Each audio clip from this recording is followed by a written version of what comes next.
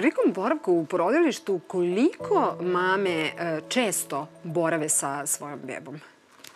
Pa u najvećem broju tokom boravka u porodilištu mama i beba provode zajedno. Naš savjet mamama jeste da, što je jako bitno zbog oporavka mame, da, na primjer, u toku noći, pogotovo ta prva noć, beba provede kod nas u odeljenju neonatologije iz razloga da bi se mama oporavila, pogotovo nakon carskog reza i sve. Znamo svi koliko je san bitan i onda mi preporučujemo mamama da beba ostane kod nas,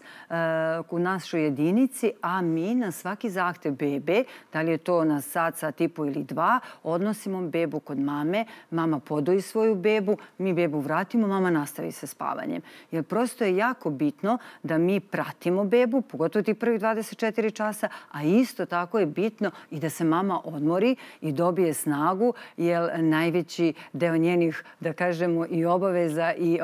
kontakta jeste nakon tih 24 časa kada kreće i laktacija i sama briga i nega i sam taj čas koji mi održimo mamama oko edukacije oko svoje nege bebe.